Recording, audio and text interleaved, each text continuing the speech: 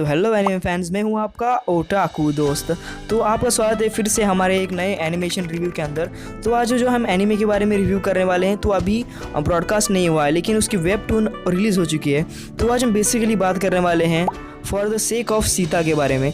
तो for the sake of Sita सुनने के बाद में आपको लग रहा होगा कि ये एनिमे कहीं रामायण को लेकर या फिर कहीं महाभारत को लेकर तो नहीं है जो जापानीज़ लोगों ने बनाया था, लेकिन उसी के बारे में नहीं है। ये एक दूसरे प्लॉट के अंदर है। और जो ये for the sake of Sita है, ये साउथ कोरियन एनिमेशन है, एक वेबटून है जिसे वहाँ पर लोग मांगवा भी कहते हैं। जापान के अंदर मांगा कहते हैं, जो साउथ कोरिया के अंदर मांगवा कहते हैं। तो उसके अंदर भी आपको देखने को मिलता है एक वेबटून है बेसिकली, जो उसके क्रिएटर हागा ने बनाया था 2014 के अंदर। तो ये बहुत ज़्यादा इमोशनल एनिमे है और इसकी जो स्टोरी लाइन है वो बहुत ज़्यादा इमोशनल है। मैं उन लोगों को ये रिकमेंड नहीं करूँगा जो लोग एनिमे देखने के बाद में बहुत ज़्यादा इमोशनल हो जाते हैं या फिर डिप्रेस हो जाते हैं, क्योंकि ये एनिमे के अंदर उतना ज़्यादा दम है। तो सबसे पहले हम इसकी स्टोरी लाइन के बारे में शुरू करते हैं। तो स्टोरी लाइन से हम शुरू करते हैं। सबसे पहले इसकी जो स्टोरी लाइन है वो है कुछ ऐसी कि एक मेडिकल स्टूडेंट है जिसका नाम है शागुमिन, और उसकी वाइफ जिसका नाम है सीता। सीता एक नेपाली है बेसिकली।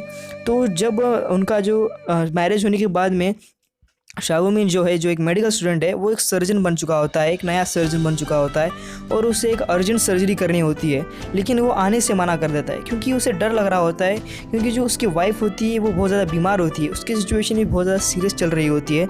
लेकिन उसके बाद में भी सीता क्या कहती है उसे कि वो जाकर सर्जरी कर ले। तो हमें थोड़ा बहुत याद दिला देती है मॉन्स्टर के बारे में। तो मॉन्स्टर में भी कुछ ऐसा ही हुआ था, सर्जरी के बारे में ही।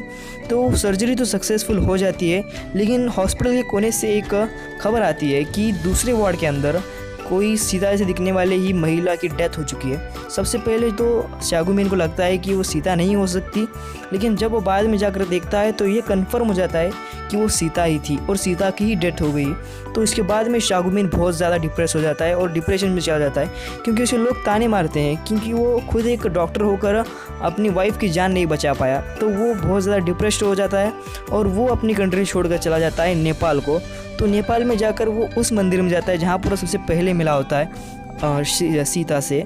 तो उस मंदिर में जाकर वो बहुत ज़्यादा खतरनाक प्रे करता है कि वो कैसे वो जाकर अपने सीता को बचा सके, सीता को फिर से बचाने का कोई चांस हो तो उसे मिले, ऐसा वो प्रे करता है। जैसे प्रे करने के बाद में एक फ्लैश लाइट के बाद में हमें देखने को मिलता है कि जो शागुमिन है वो उस टाइम पीरियड में चला गया होता है जहाँ पर वो जो सीता है वो 6 ईयर्स की होती है, जब वो 6 साल की होती है। तो वहाँ पर जाकर चला जाता है। और उसके बाद में जो ये स्टोरी है ये पूरी बिल्ड करती है अराउंड एक कुमारी ट्रेडिशन के अराउंड, जो नेपाल का एक कुमारी ट्रेडिशन है जिसके अंदर 3 साल से लेकर 14 साल तक जब कोई बच्ची होती है तो उसे एक जीवित देवी का दर्जा दिया जाता है नेपाल के अंदर। तो ये पूरी स्टोरी कुमारी ट्रेडिशन के ऊपर भी बेस्ड होती है। तो इसके बाद में जब उसे मौका मिल जाता है सीता को बचाने का फिर से, तो वो कैसे सीता को बचाता है पूरा आपको देखने को मिलेगा वेबटून के अंदर। और या फिर आप एनिमे का भी इंतज़ार कर सकते हैं, या इसकी आप वेबटून भी पढ़ सकते हो या फिर एनिमे का भी इंतजार कर सकते हो।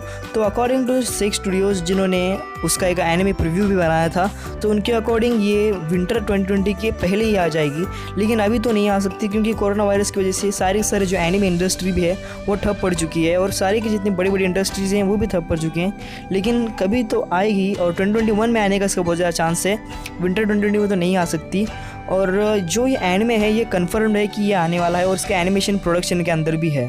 तो ये प्लेटफॉर्म किस प्लेटफॉर्म पर रिलीज़ होने वाले है एनिमे वो अभी पता नहीं है, किसी ने बताया नहीं कि किस प्लेटफॉर्म पर रिलीज़ होने वाली है। लेकिन बहुत ज़्यादा इसके ऊपर पर्टिकुलरली बहुत ज़्यादा हाइप है क्योंकि इसकी रेटिंग्स बहुत ज़्यादा अच्छी है वेबटून के ऊपर, और इससे ज़्यादा बहुत ज़्यादा उम्मीदें जुड़ी हुई हैं नेपाल की और बेसिकली इंडिया की भी, क्योंकि इन दोनों कंट्रीज़ के अंदर जो हिंदू कल्चर के ऊपर बहुत ज़्यादा बताया गया है इस एनिमे के अंदर और बहुत ज़्यादा रिलेट किया गया है हिंदू कल्चर को लेकर। और इसकी जो एनिमेशन क्वालिटी के बारे में हम पहले बात कर लेते हैं। तो इसकी एनिमेशन क्वालिटी भी बहुत ज़्यादा अच्छी है और ये कैपेबिलिटी रखती है वेबटून को बीट करने की भी। उसकी एनिमेशन क्वालिटी आप देख सकते हैं प्रीव्यू के अंदर भी। तो ये जो आप एनिमे हैं वो देख सकते हैं। तो इसकी लिंक मैं नीचे दे दूँगा डिस्क्रिप्शन के अंदर। तो बात करते हुए हमारे डब के बारे में, तो हमारा डब ब्लीच एपिसोड 1 पूरा डब हो चुका है हिंदी के अंदर और ये संडे को रिलीज़ भी हो जाएगा, तो आप देख सकते हैं। और जो हमारा एपिसोड 2 है वो अभी प्रोडक्शन में चल रहा है, वो भी बहुत ही जल्द डब हो जाएगा। तो आप डबिंग कर सकते हैं हमारे साथ। नीचे जाके मेरा व्हाट्सअप नंबर दीजिए है होगा, वहाँ पर जाकर आप मुझे इस मैसेज कर देना, तो आप डबिंग भी वहाँ पर कर सकते हैं। और एक्सपीरियंस की कोई कीमत नहीं है, एक्सपीरियंस हो या फिर ना हो चलेगा। तो किसी वीडियो के अंदर मिलते हैं, तब तक के लिए सायोनारा।